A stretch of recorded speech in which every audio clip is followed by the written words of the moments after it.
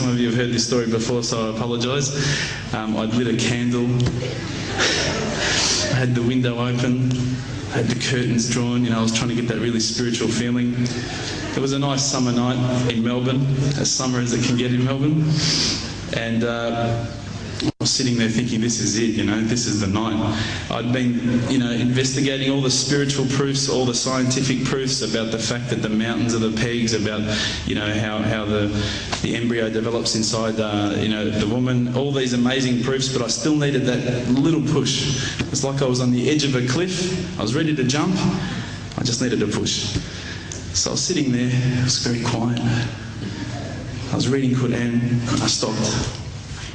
I said, Allah, this is my moment. This is the time I'm about to jump into Islam. All I need is just a sign. Just a little sign, nothing huge, maybe a bolt of lightning.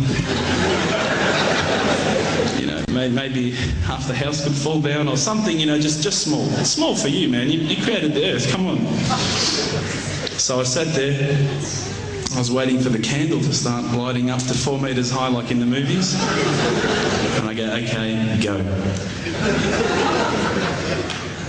And subhanAllah, nothing. Absolutely nothing happened. I was really disappointed, to be honest. So I sat there and I said, Allah, this is your chance. I'm here. I'm not going nowhere. I'll give you another chance. Okay, maybe you were busy. I know it's daytime over the other side of the world. There's a whole lot of stuff going on. Maybe this time it could just be like a car backfiring.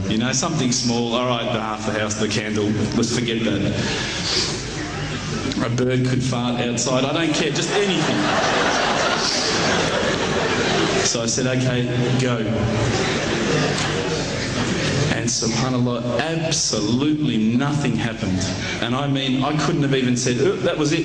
That creak just then in the wall, that was it. Absolutely nothing happened. I was really disappointed. I was gutted. I was sitting there thinking, this is it, this was my last chance, Islam, and I haven't found it. I pulled back the Quran, I turned back to where I was reading. SubhanAllah, the very next verse on the next page, for those of you who ask for signs, have we not shown you enough already? Look around you, look at the stars, look at the sun, look at water. These are the signs for the people of knowledge. SubhanAllah.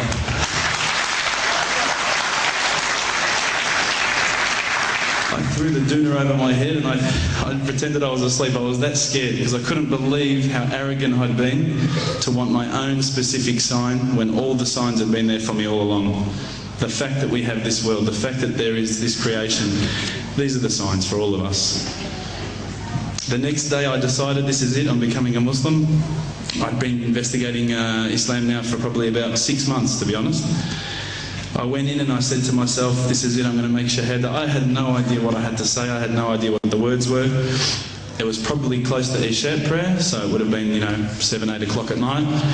I went in and I couldn't believe it. There was about 1,000 people at the mosque. I thought, subhanAllah, look at this religion. Look at how strong they are. It was the first night of Ramadan.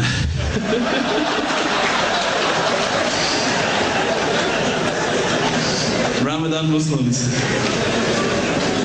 So I sat there and I was very nervous, I must admit. I got up and this person's going to me, you got to say these words, bro, Ashhadu. I'm going, what? Ash what?